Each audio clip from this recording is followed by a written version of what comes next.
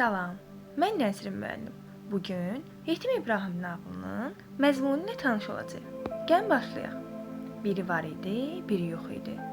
Yoxsul bir ovçu var idi. Ancaq bu ovçu başqa ovçulara bənzəmirdi. Ömrü boyu nə bir heyvan öldürmüşdü, nə bir quş yaralamışdı. Bəli, bu ovçunun qan tökməkdən xoşu gəlməzdi. Onun min bir hava çalan gözəl tütəyi, bir də at tükündən toxunmuş möhkəm bir cərəsi var idi. Gündə meşəyə gedər, cərəni qurardı. Özü də bir tərəfdə oturub tütəyi çalardı. Ovçu gözlərdi. Elə ki quşların birisi cərəyə girdi, ipi çəkərdi, quşu tutub evinə gətirərdi. Beləliklə onun evi həmişə cürbəcür quşlarla dolu olardı. Həm onları yemlər, bəslər, oxudub qulaq asar, həm də hərdən bir ikisini satıb çörək pulu çıxarardı. Ovçunun İbrahim adlı balaca bir oğlu var idi. Günlərin bir günündə İbrahim boya başa çatmamış atası xəstələnib öldü. Dul arvadla balaca İbrahim gündəlik çörək puluna da möhtac qaldılar. İbrahim balaca olsa da səbirli, dözümlü, iradəli uşaq idi. Nə qədər çətinlik çəkdilərsə də İbrahim atasından yadigar qalmış tütəyi və cərəni satmadı. Burada da bəzi təsvirlərə yer verilib. Davam eləyək. Ay keçdi, il dolandı. İbrahim böyüyüb cavan bir oğlan oldu. Çox yoxsul və atasız olduğundan ona Yetim İbrahim deyirdilər. Elə ki İbrahimin 15 yaşı tamam oldu, anasına dedi: "Ana, mən daha uşaq deyiləm. Gətir atamdan qalan tütəyi, bir də cələni mənə ver. Sabahdan ova gedəcəyəm." Anası gətirib tütəyi də, cələni də ona verdi. İbrahim tezdən durub meşəyə getdi. Axşam qaranlıq düşəndə əli boş, yorğun halda evlərinə qayıtdı.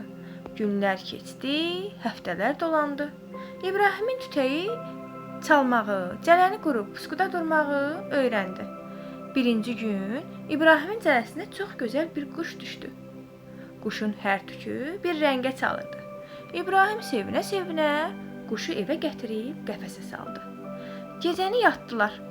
Səhər durub gördülər ki, quş rəngbərəng bir yumurta yumurtlayıb. İbrahim yumurtanı götürüb şəhərə çıxdı. Bu şəhərdə çox əzgöz və hiyləgər bir tacir var idi. Yumurtanı İbrahimin əlində görcək çağırdı ki, "Ay yetim, o yumurtanı neçəyə deyirsən? Saat alım." İbrahim tacirin necə pis adam olduğunu bilirdi. Odur ki, qəsdən yumurtanı baha dedi. Tacir heç bir söz danışmayıb pulu verdi. Yumurtanı aldı. Sabahsı yuxudan durub gördülər ki, quş bir yumurta da yumurtlayıb. İbrahim bu yumurtanı da aparıb tacirə satdı. Bundan sonra quş hər gün bir yumurta yumurtlayırdı. İbrahim də aparıb tacirə satırdı. Dolanırdılar. İbrahim çox ağıllı oğlan idi. O bilirdi ki, tacir bu yumurtadan xeyir götürməsə, belə baha qiymətə almaz. Buna görə də o taciri güdməyə başladı. Gördü ki, hiyləgər tacir yumurtanı aparıb birə on baha qiymətə padişaha satır.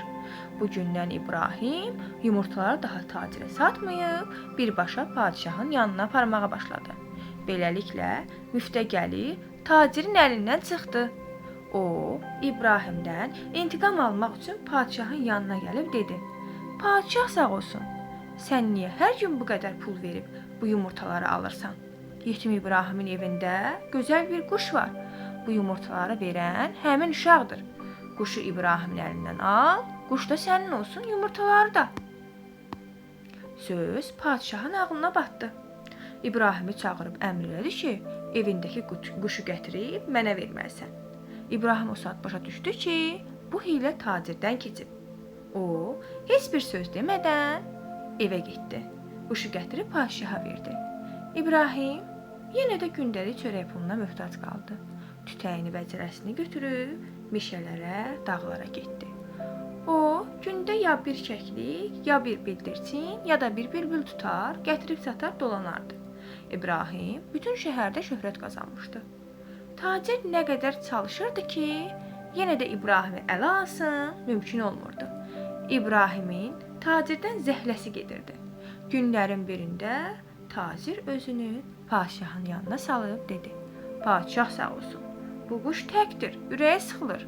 Sən İbrahimi göndər, bunun yoldaşını da gətirsin.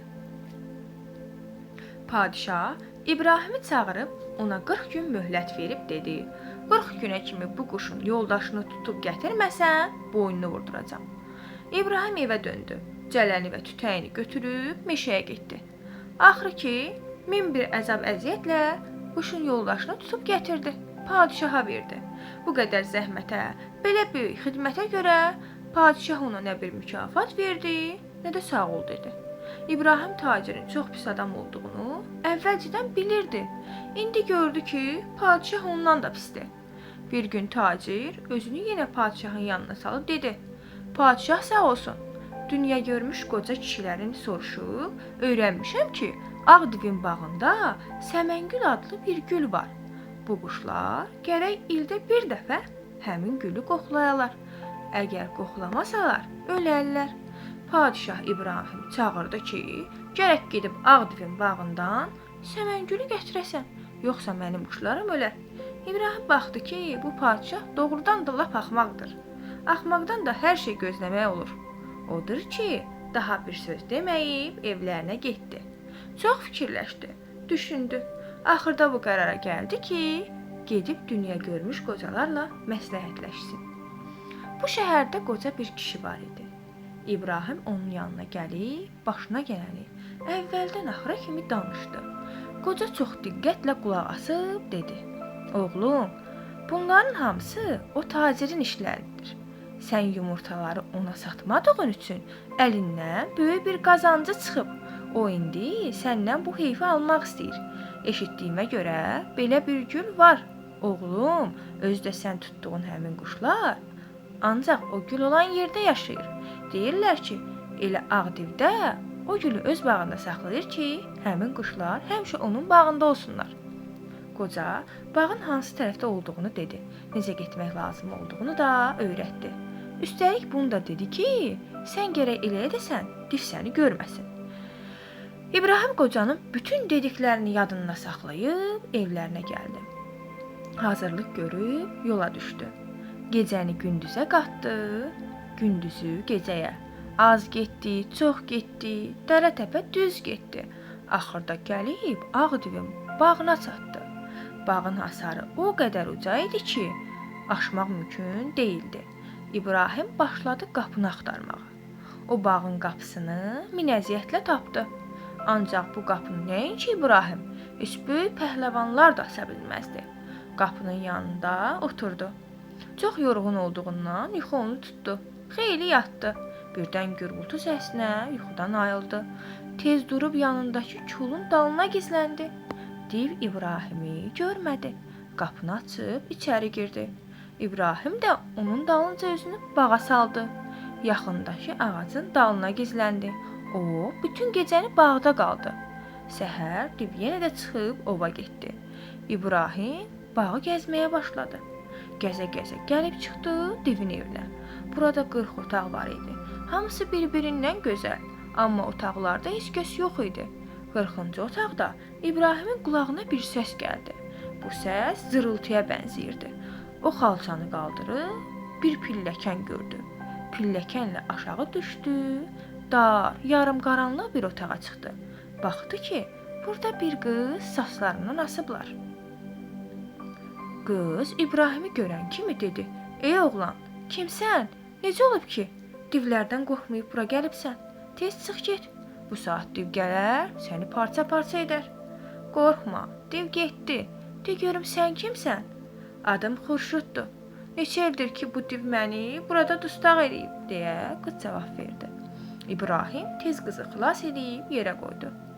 Qız bir qədər dincəlib özünə gələndən sonra soruşdu: De görüm kimsən? Bura necə gəlibsən? Nə məqsədlə gəlibsən?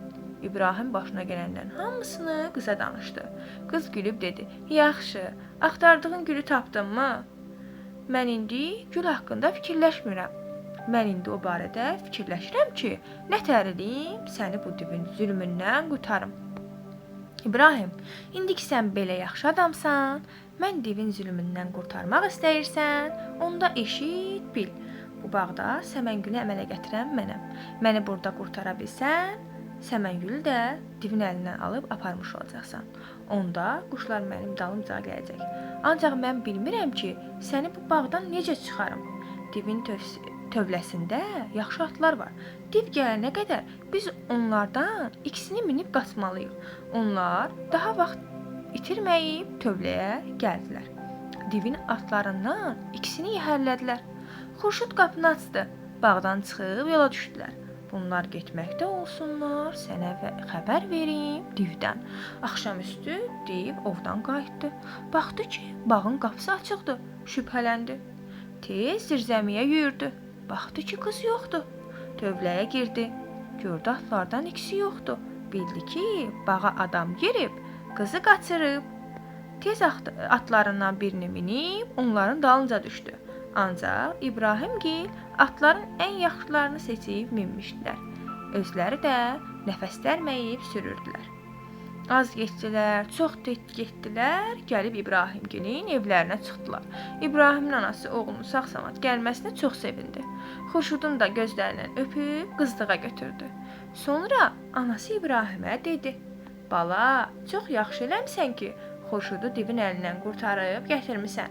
Bunu da bil ki, padşah taciri özünə vəzir eləyib. O da hər gün səni soruşur."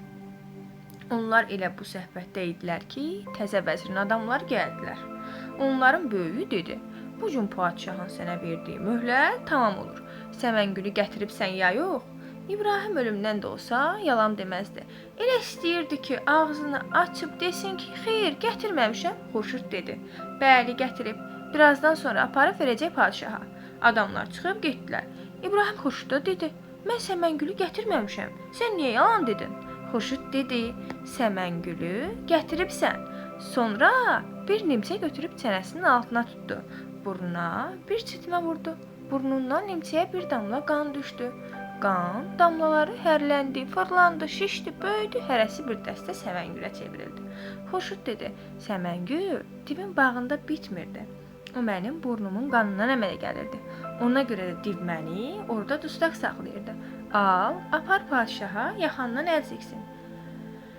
İbrahim gülün dəstəsini yaxşı bir xonçaya qoyub padşaha apardı. Padşah yaman sevindi. Vəziri isə elə bil başına daş düşdü. Dedi: "Padşah sağ olsun, biz İbrahimə demişdik ki, gülü kolu ilə gətirsin. O isə gedib bircə dəstə gətirib. Gərək bu dəstə solana qədər gedib kolun özünü də gətirər." Vəzirin sözü padşahın ağlına batdı, dedi: "İbrahim, vəzir doğru deyir. Gərək gedib Ağdivin bağından Səməngül kolunu çıxarıb gətirəsən." İbrahim dedi: "Padşah sağ olsun, ora Ağdivin bağı deyil. Orada bizim şəhər kimi bir şəhərdir. Elə adı da bizim şəhərin adı kimidir. Bizim bu şəhərdə nə qədər ölüb getmiş adamlar varsa, hamısı oradadır. Padşahları da sizin rəhmətlik atanızdır. Sizin adınızı eşitsək ağladı." Dedi: "Bəs niyə oğlum məni görməyə gəlmədi?" Sonra mən gülü istəyəndə dedi: "Yox, kolu birdən versəm, onda oğlum arxayınlaşar, daha məni görməyə gəlməz. Özü gəlsin, kolu verim." Vəzirin də atası oradaydı. Onlar mənə təzə bir yol göstərdilər. Bu yol ilə 3 saata oraya gedib gəlmək olar. Vəzir o saat başa düşdü ki, İbrahim onları aldadır. Amma padşah o qədər axmaq idi ki, o dəqiqə inandı. Başladı ağlamağa: "Tez olun, məni geyindirin. Gedirəm atamı görməyə." Vəzir dedi: "Padşah sağ olsun, bir dayanın. İbrahim bizi başa salsın görək o hansı yoldur ki, 3 saata gedib gəlmək olur." İbrahim onları götürüb şəhərin kənarındakı çayın yanına gətirdi. Bu çayın çox dərin bir yeri var idi. Oranı göstərib dedi: "Yol bax burada, suyun dibindədir. Elə ki cumdun suya, gərək düz dibinə qədər gedəsən. Orada 100 sənə qədər hərəkətsiz dayanmalısan. Elə ki 100 tamam oldu, bir qapı açılacaq. İçəriyə girib biraz gedəndən sonra həmin şəhərə çatacaqsınız." Padşah çox düşünmədən vəzirin əlinə tutub suya atıldı. Camaat çox gözlədi, nə vəzir çıxdı, nə padşah. Bir neçə gündən sonra onların ölüsünü tapdılar. İbrahim axmaq padşahın və hiyləgər vəzirin əlindən camaatın canını qurtardı. Burada da bizim nağılımız sona çatdı. Daha sonra hansı əsərləri səsləndirməyimi istəyərdinizsə, yorumlarda, şərhlərdə qeyd edə bilərsiniz. Kanalımı izləməyi, videoları bəyənməyi unutmayın.